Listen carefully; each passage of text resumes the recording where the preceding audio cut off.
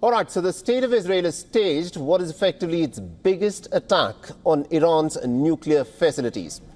This, remember, is an unprecedented attack that has effectively decapitated the top military leadership of the Iranian military.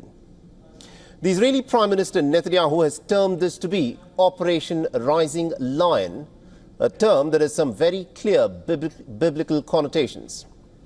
But the question is this: what happens from here on? How will Iran respond to this Israeli provocation that clearly has the backing of the American President Donald Trump? And the question is also this: to what extent were the Americans involved in backing this Israeli attack? My colleague Dharamjot Kaur is joining us with the latest on what is happening in West Asia, a troubled region that seems to be hurtling towards an all-out war. Over to you, Dharamjot. Thanks, Saleh. Now, Israel's attack on Iran and Tehran's promise of retaliation has triggered a wave of developments in the West Asia region. Let's take a look at what has happened so far. The US is shifting ships and other military sources to West Asia in response to Israel's strike on Iran and a possible retaliatory attack by Tehran.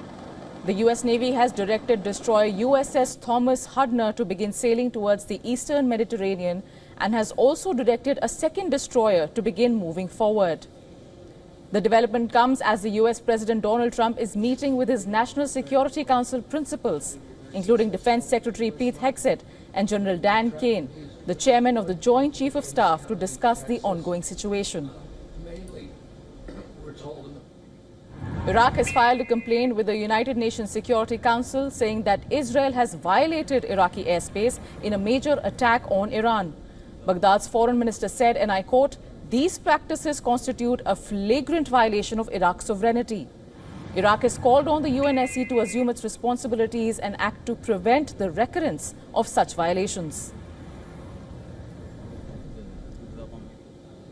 US President Donald Trump has issued a stern warning to Iran in a post on Truth Social. Trump said, and I quote him, "2 months ago, I gave Iran a 60-day ultimatum to make a deal. They should have done it. Today is day 61. I told them what to do, but they just couldn't get there. Now they have perhaps a second chance." The US President said he had asked Iran to sign a deal before there is nothing left. In another Truth Social post, Trump warned that he explained the next attacks on Iran could be even more brutal. Iran says most of the damage at underground uranium enrichment plant is only surface level in the aftermath of Israeli attacks.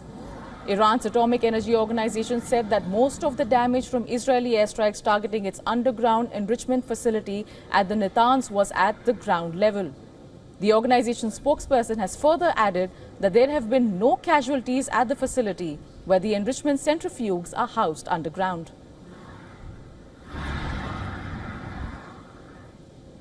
UN nuclear watchdog IAEA is to convene an extraordinary board meeting on Monday in Vienna.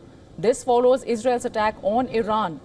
The decision comes after heads of the IAEA agency, Rafael Grossi, had warned that nuclear facilities must never be attacked.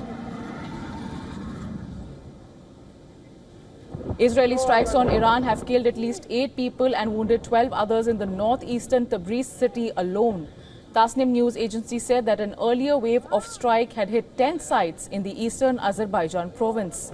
Meanwhile, Iran's Noor news agency has said that a total of at least 78 people have been killed and 329 others injured in Israeli attacks on residential areas in Tehran.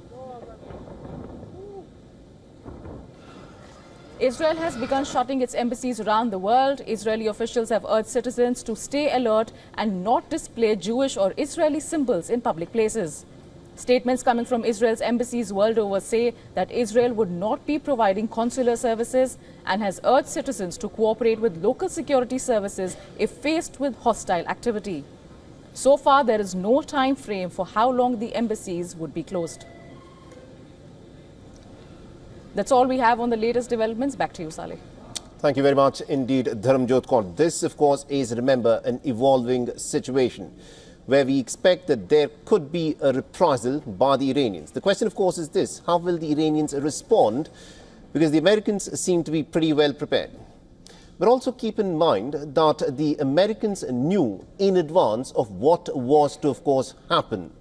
Because at the time when the Israelis were carrying out this attack, it was pretty evident that the American blessing was well behind this Operation Rising Lion that Netanyahu had unleashed on Iran.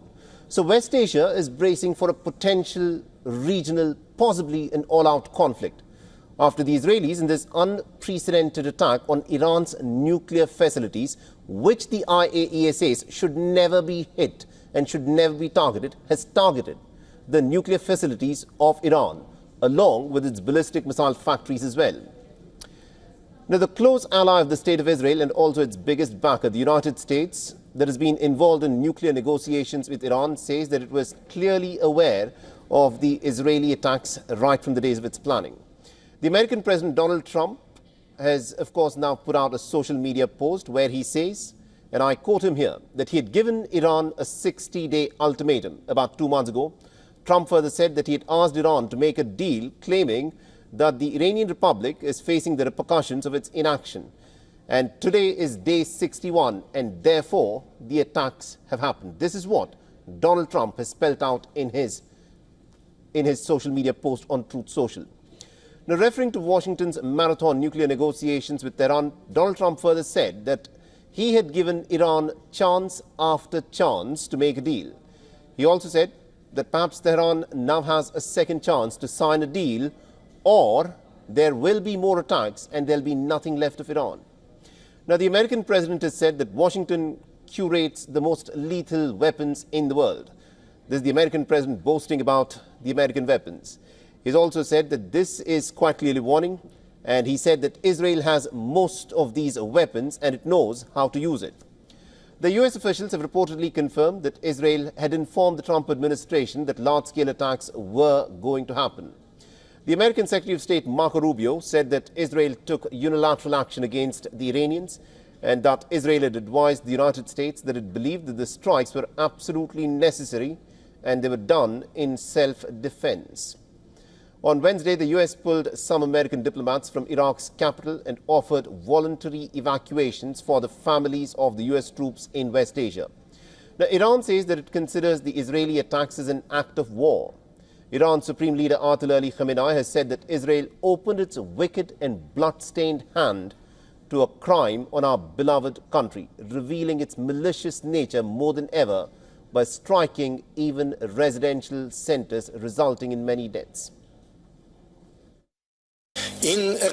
Of course, the Iranian nation and the country's officials will not remain silent in the face of this crime, and the legitimate and powerful response of the Islamic Republic of Iran will make the enemy regret its foolish act. The Islamic Republic of Iran, with all its efforts to establish peace and stability in the region, and its engagement in lengthy negotiations, will take decisive action in response to the aggression as part of its legitimate defense of the country's integrity.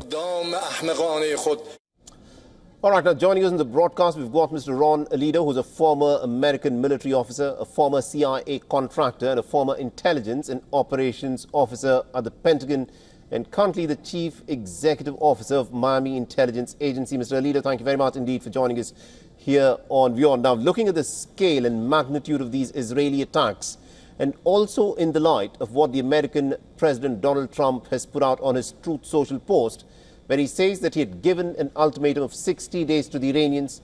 Today is day 61, and therefore the attacks happened. In your assessment, to what extent were the Americans involved in these attacks that were staged by the Israelis? I don't think the United States was involved at all in this attack. Perhaps the United States received a courtesy notification from Israel just a few hours before the attack happened, like just to inform them, hey, we are going to attack Iran in the next couple hours. But I don't think the United States was actually involved in the planning and execution of this attack. I don't think the involvement of the United States was there. Now, you need to understand something. Mr. Alito, considering the level of dependency there is by the Israelis on American weapons, on American satellite data, considering the logistics that would be involved, have much do you think the Americans would have been a part of the planning process? Because the Americans would not have known this just a few hours before Israel pulled this off. They would have known this well before that. I don't think that the United States was involved in the planning of this. You need to understand that Israel has amazing intelligence capabilities. Right. They have been attacking Iran, assassinating scientists and assassinating high value people and destroying high value targets for many, many years. You need to understand that Israel is trying to sabotage the peace negotiations or the nuclear negotiation between the United States and Iran. Israel, specifically Netanyahu and the Likud, they cannot allow the United States to sign any agreement with Iran. And this is the main purpose of this attack, to sabotage those talks between the United States and Iran. Obama signed an agreement like that 10 years ago, and it was terrible for Israel, terrible for the Likud. And now Netanyahu is trying everything he can to prevent the United States from signing an agreement with Iran about the nuclear the nuclear energy. And this is the main purpose of this operation: sabotage and prevent an agreement, a treaty between the United States and Iran. Interesting that you say that Israel is trying to sabotage any possible understanding between the Iranians and the Americans for a nuclear deal. So my follow-up question to you is this. The Israeli Prime Minister Netanyahu says that Operation Rising Lion is not over, it will continue. To what extent do you think the Israelis are willing to go ahead in this attack, which clearly is likely to elicit an Iranian response? Yes, and Netanyahu said that not in Hebrew, but he said it in English, because he wants the American people and he wants the American politicians to hear his message loud and clear. The message was not for the Israeli people, the message was for the American people. And what he wants to do, he wants to provoke now an attack from from Iran into Israel. He wants to provoke a very strong attack from Iran, so then he can rally the American politicians and the American people into joining him, into drag the United States into a further attacks into Iran. That had been the dream of Netanyahu for the last 20 years, to drag the United States into attacking Iran directly. And he expects now a very strong response from Iran, and once that happens, he's going to use that to drag the United States, to put pressure on President Trump to join the United States into the attacks, direct attacks in Iran. That has been Netanyahu's dream for the last 20 years or so. Absolutely, indeed. Thank you very much, Mr. Alido, for joining us with that perspective and giving us all those details. Thank you. For all the latest news, download the WION app and subscribe to our YouTube channel.